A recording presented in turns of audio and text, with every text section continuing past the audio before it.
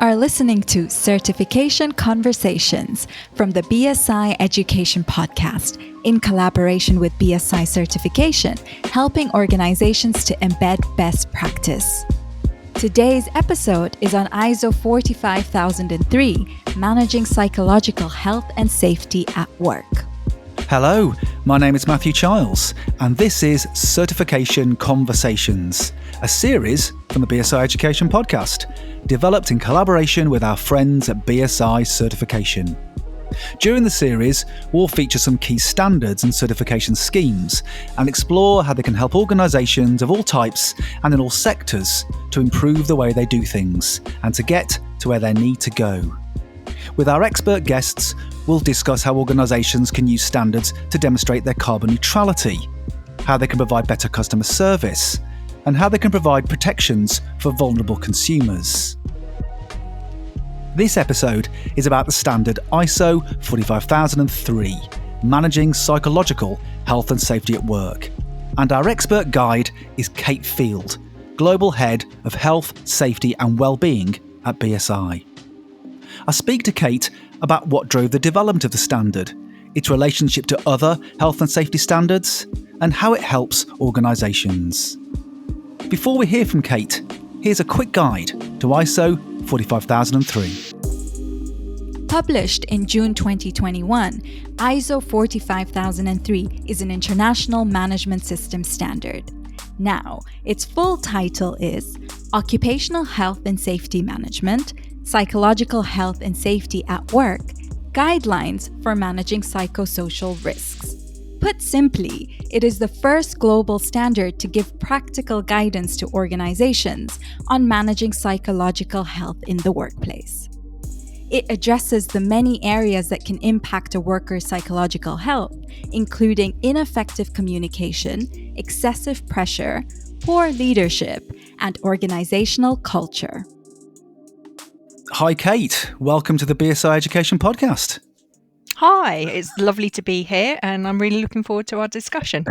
Now let's begin like we begin with all of our guests. What's been your standards journey? How did it start for you and where are you now? The reality is it started probably over 20 years ago when I joined the HSE, the UK regulatory body for health safety here as we are based in the UK.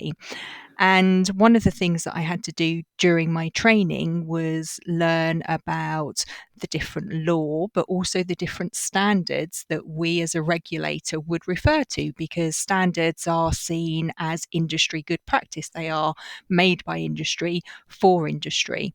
And if there wasn't legislation in a particular topic, we would look and see if there was a standard. And we would use that standard as part of a guide in terms of what good looked like and for making decisions about whether organisations were following that guide. So I learnt about standards many, many years ago. And then over the course of the rest of my career, I've then got into the training on standards, the auditing of standards, and it's always been part of my life until 4 years ago, I got to join BSI, which was a huge privilege, and I'm very excited to be here. And now I get to talk about standards to all of our audience worldwide and promote the wonderful things that they do. So tell us about that role that you have now. What do you do for BSI? I'm Global Head of Health, Safety and Wellbeing at BSI. And importantly, that's not internally focused. So I don't look after the health, safety and wellbeing of our employees and wider community in BSI, although I support our teams that do. I help our clients to understand the tools that are available to them and help them implement those tools and identify if there are tools that are missing and again help them develop those tools. So it's a really great role because I get to help and support and make workplaces better. Now, we're talking about workplaces there. Obviously, there have been some significant changes in the workplace over the past 18 months or so, not least, obviously, because of COVID. So as a result of those changes, what are the biggest challenges for people and organisations in terms of psychological health? So I think it's worth reflecting before we get into the detail of the impact of the last 18 months that actually before COVID-19, psychological health and safety within the workplace has been a significant issue. The stress, burnout, and the absence that can cause has been having really significant impacts on businesses for a long time. The last 10 plus years, we've really started to understand the cost to business and the wider economy of not managing psychological health and safety. And where we don't manage that and it turns into mental ill health, the cost to that of businesses and the economy. So I do want to just draw our listeners' attention to the fact that it's been around actually for a number of years. So of course, the last 18 plus months with the COVID-19 pandemic have really focused people's attention on the need to look after their employees, to prioritise people. And what's been very interesting is that we do research in BSI. We do an organisational resilience index every year where we go out and we ask organisations against a set framework that helps them be more resilient. We ask them questions to say, what have you been doing and how's it worked? And very clearly last year was the message that we've been focused on our people. And the organisations that said that were definitely those that were more resilient, have weathered the disruption of the pandemic the most effectively. And as we tentatively start to emerge from the pandemic, if we are, depending where you are in the world, it depends on where we are on that journey. It is very clear those organisations that have looked after their people have been more resilient and are stronger as we start to move forward. But I think one of the things that we've saw with the pandemic, and it's really interesting. I find it absolutely fascinating. So I've touched on the fact I've been a health and safety professional for 20 plus years, and I've made all the moral, legal, and financial arguments about why looking after your people is the right thing to do and the benefit that brings to business. And they've had some impact, but it's always been limited. And I think with the COVID-19 pandemic, what we saw for the first time was a disruption that impacted everyone in the same way. So with other health and safety issues within the workplace, they might not impact the CEO, they might not impact the cleaner, they might not impact the IT manager, they might not impact the marketing lead. But what we had with COVID-19 was all of us impacted in exactly the same way. And therefore, it brought out a level of humanity within the workplace that simply hadn't existed before, and created this awareness that we need to care and look after each other. And I think the other thing that was very interesting as part of that kind of impact that we all felt the same way, it really broke down a lot of the hierarchical barriers within an organisation. It went from them and us to we're all in this together.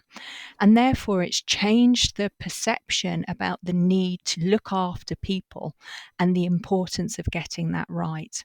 So it's been this big change. But you asked a very specific question, which I realise I haven't answered, in terms of what the impacts have been from a psychological health and safety point of view. And they've been numerous. We've had job insecurity, so that worry about where the next paycheck is coming from. Are we going to have enough money to pay the rent, to put food on the table? Is my business going to survive? Is it going to go bankrupt? Will I have a job in 6 or 12 months? We've had, for a lot of people, particularly working in service industries, we've had this whole shift to working one day in the office to working at our kitchen table the next day. And for a lot of people, that is a very different experience, and managing the working hours, so when to start, when to switch off, has been a real challenge. Where we have been working at home, a lot of people have also been trying to juggle parental responsibilities and homeschooling. So managing, this level of sort of additional pressure has been very difficult. And then one of the big things that encompasses all of this is change. We've constantly facing change. We've had this change in the way we work. Even if we have gone back to the office, the workplace, what we do has changed. We have to pre-book before we go in, or we have to clean our workstation, or we are not allowed to sit next to the person we used to sit next to because we're social distancing. And all of these factors are disruption that can create psychological ill health. Now, earlier we heard our quick guide to ISO 45003, but I'm interested just to find out, what drove its creation? Why is it needed, and what problem does it seek to solve? So I mentioned previously that actually the causes of psychological ill health in the workplace have been around for a long time. And we focused on the traditional physical safety issues within the workplace. And slowly but surely, we've started to look at health issues. But even where we've looked at health issues, we've looked at physical health issues. So we've looked at things like occupational cancers or occupational respiratory diseases, all of which are hugely debilitating. Cancers in particular can be fatal, so important area for us to address. But the last barrier or uncharted frontier has been psychological health and safety. And I think there are a number of reasons for that. I think there's a concern and a misconception that, when we talk about psychological health and safety, we're talking about an individual's mental health. And there's a lot of stigma associated with mental health, and particularly mental ill health. And organisations have believed that tackling psychological health and safety is about tackling mental ill health. And there is a relationship, but the two are very different. And therefore, the barriers and stigma associated with mental ill health have prevented organisations looking at what the work-related causes of psychological ill health might be. So we've got that challenge. The other challenge we've got is that organisations don't understand what causes psychological ill health in the workplace. And we'll come back to it, I'm sure, in a moment, but we talk about a particular term, psychosocial risks. It's the terminology that we use to group these work-related causes of psychological ill health. And organisations have not really understood what they are, and therefore they don't know what action to take. And therefore it's prevented actually any progress, any change within the workplace to address those issues. So it's a culmination of kind of this concern about touching on individual health matters, particularly mental ill health, a lack of understanding about what causes psychological ill health in the workplace that has led to this inability for organisations to know what to do, and therefore they haven't done anything. Here's me interrupting my conversation with Kate to tell you that for more information on BSI Education, go to bsigroup.com/education. Do please rate and review us wherever you get your podcasts. And if you like the hashtag BSIEdPod and you listen to us via Apple Podcasts, then please consider giving us a 5-star rating. It's quick and easy, and it really does make a difference to us being found via search and recommendations.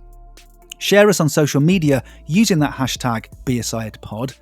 And if you have any comments or questions about this episode or previous episodes, or even ideas for future episodes, then get in touch at education@bsigroup.com. We really welcome your feedback. So, to the heart of the matter then, Kate, how does ISO 45003 actually help organisations? So we've just heard what the challenges are, why organisations haven't tackled psychological health and safety. ISO 45003 is a solution to that challenge. It is a how-to guide to identify what these work-related causes are, gives you action to take, and then gives you a way to measure the effectiveness of that action. So it is this practical how-to guide. And I think that's one of the fantastic things about standards. They're designed to be practical and accessible to all sorts of organisations in all sorts of sectors. And 45003 in particular has been designed to really help organisations navigate and break down the barriers to tackling this last uncharted part of health and safety management within the workplace. So, to give you an example of this, I tentatively mentioned the terminology that we use to describe these work-related risks. We use this term psychosocial, and it's a combination, it might sound like, of psychological and social.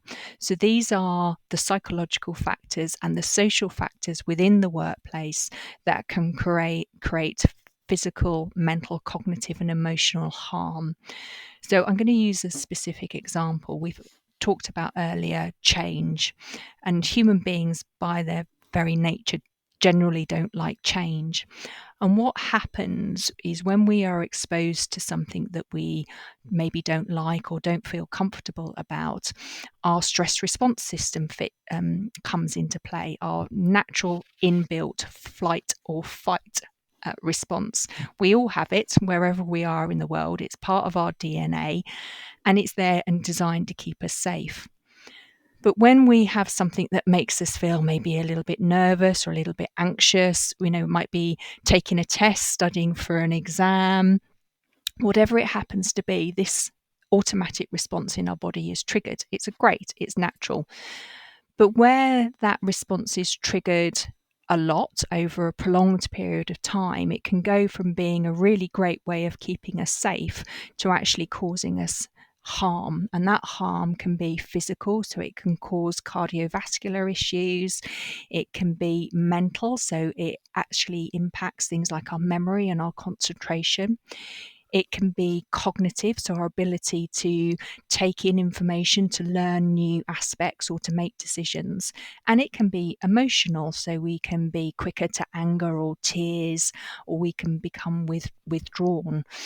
And the implications of some of those is that where it happens over a prolonged period of time, it can have a more detrimental impact on our health.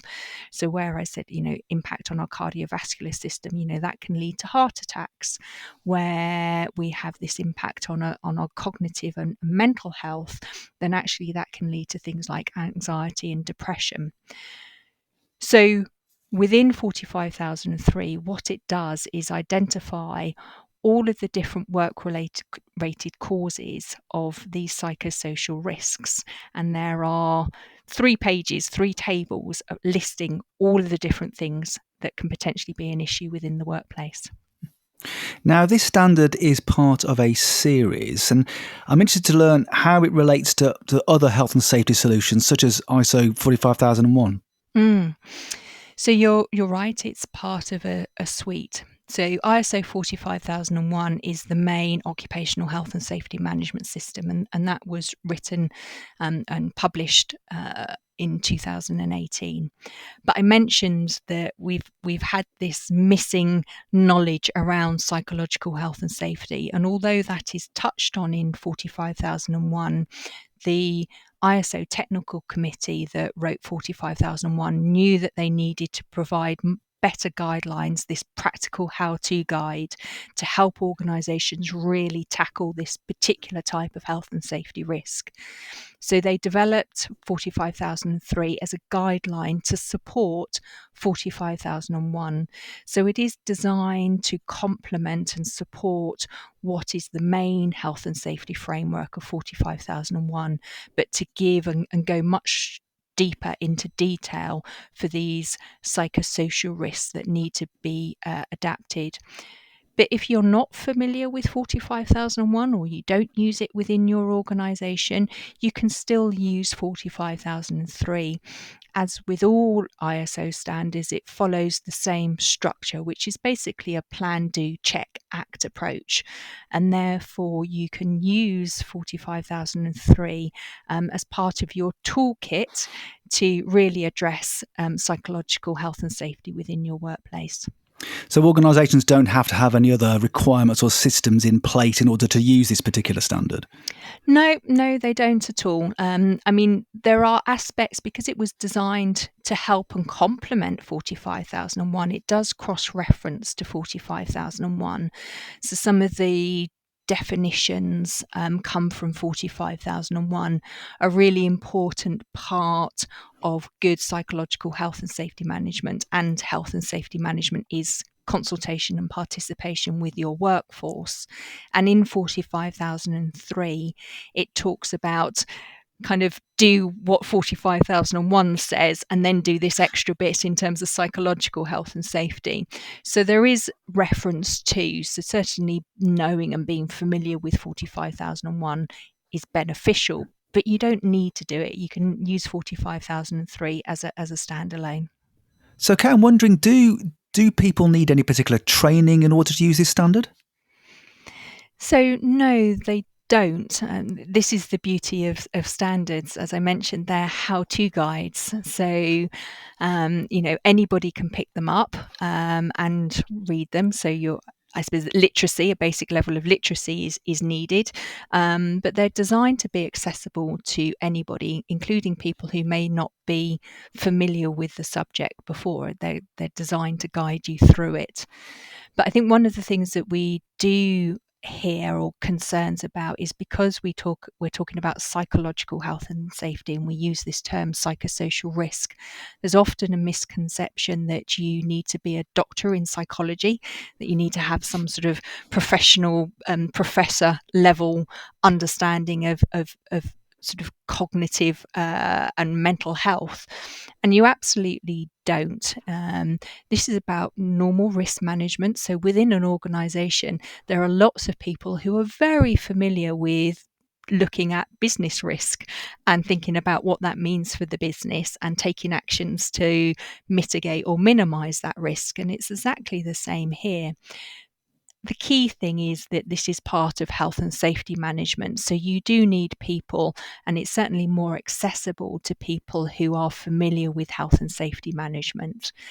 The key thing being is just to upskill and get some confidence about what these psychological health and safety risks are, what these psychosocial risks are. And that's what this standard helps you do. So it is designed for everybody, and you don't need to be a doctor in psychology. Now, you mentioned earlier at the start of our conversation around the sort of general challenges around psychological health, and everyone, as you said, has gone through this tremendous change over the past 18 months in terms of COVID and the impact on our working lives and our personal lives. I just wonder, for this particular standard then, who is the standard for? Is it all types and sizes of organisations, and do they need to be at a particular stage of their growth? And who's the standard really aimed at? So it's aimed for everyone. It's aimed for SMEs right up to multinationals, and it's designed for anybody within that workplace who wants to look and explore and understand what those risks are.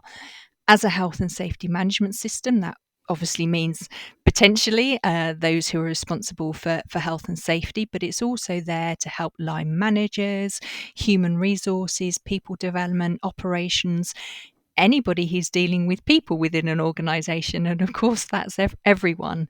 So it's very much designed to be accessible to everyone, whatever your size or type of organisation, and wherever you are in the world as well. And you've mentioned people there. Now, BSI has recently launched a prioritising people model. Can you tell us about that? Yes. So one of the things that ISO 45003 does is provide a definition on workplace wellbeing. And it talks about within the standard managing psychological health and safety and promoting wellbeing. And they are important aspects. They are, I don't know, two sides of the same coin, if you like. You need to eliminate what can cause negative ill health and negative well-being before you can create an environment that enables a positive sense of well-being. But when we look at the definition of workplace wellbeing and ISO 45003, it's described as fulfillment of the physical, mental, social, and cognitive needs and expectations of a worker related to their work. So, important elements, it talks about coverage of physical, mental, social, and cognitive. So, really thinking about the whole person. But then, really importantly, it talks about the needs of individuals. But what 45003 doesn't cover, because it's talking about and focused on the management of these particular risks, is it doesn't therefore give guidance about what the needs of individuals are to create that sense of well-being. So BSI developed over the summer and launched BSI's Prioritising People model. And this is a best practice framework for workplace wellbeing. It answers that question. So what are those needs? What does that look like, and how do we approach it? And it's based loosely on Maslow's hierarchy of needs, because one of the things that we need, or people need, is to feel safe before we can feel that we can reach the next stage. If we don't feel safe, then we're not thinking about what our career opportunities are. If we're worried about going home at the end of the day, then we're not thinking about the future. So it works very much on identifying what those basic needs are that you need to get right in terms of keeping people safe, physically and mentally, before then moving up into the next level, which is looking at psychological needs. So how do you create a sense of belonging and self-esteem that are really important for that sense of well-being? And that talks about really important aspects such as career development, work-life balance, but also fair and respectful workplaces. So this is your diversity and inclusion initiatives to make sure that everybody within your workplace feels included and has this ability to achieve this sense of well-being. And then it moves up into the top level, which is fulfillment needs. So when you've got all those other needs sorted, then you can really look to achieve your full potential as an individual. And that's where things like creativity and autonomy start to come in. And for an organisation, that leads to a lot of innovation, which makes the organisation more resilient overall. So you have this dual benefit in terms of getting this model right and really looking at the needs of the individual. You address the individual well-being needs, but you also get these benefits for the organisation. So I've given an outline of our prioritising people model, and that provides a framework for addressing all of these needs that are reflected in the definition of workplace wellbeing in ISO 45003. And certainly, 45003 is a really important part of getting workplace wellbeing right, really starting to tackle the work-related causes of negative health, safety, and well-being. But I'd just like to re-emphasize the point that I touched on earlier, is that organizations have historically thought that this is an individual problem. An individual isn't resilient, or they're weak, or they're broken, or we'll just give them some personal resilience training and everything will be okay. And of course, that hasn't had the positive impact that might have been expected. And the reason for that is that you need to take organizational level action.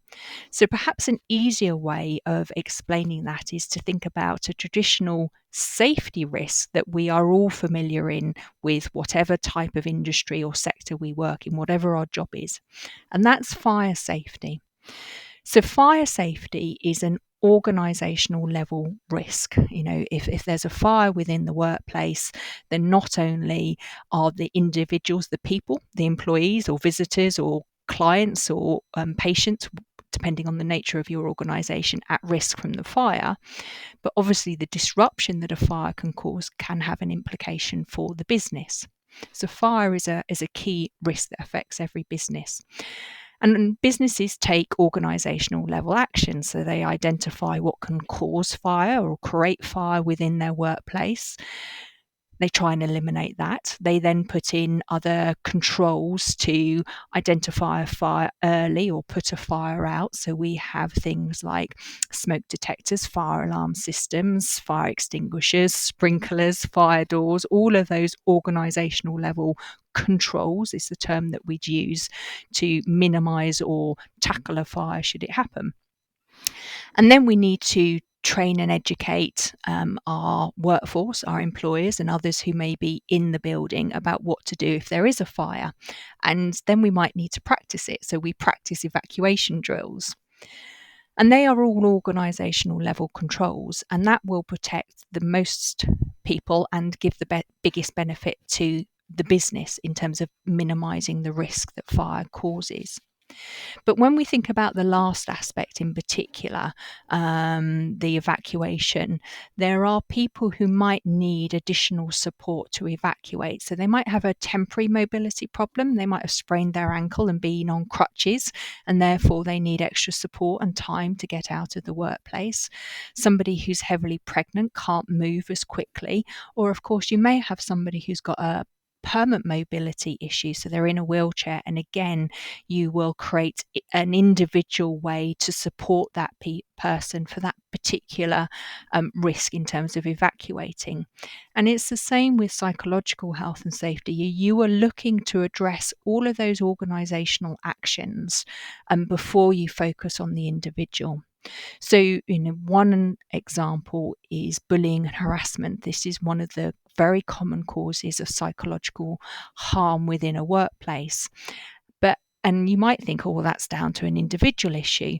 But of course, it's not. It's actually about the culture of the organisation. What's accepted or tolerated in terms of behaviours?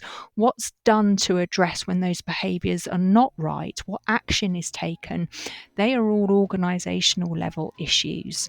And that's what we need to focus on, not on individual actions. My thanks to Kate Field for this particular certification conversation, and to you for listening. To find out more about ISO 45003, visit bsigroup.com/ISO-45003. The next episode in this series is on the standard PAS 2060, which helps organisations to demonstrate their carbon neutrality. To make sure you don't miss out, subscribe to the BSI Education podcast now, wherever you get your podcasts. You have been listening to an episode of the BSI Education podcast. To find out more, visit bsigroup.com/education.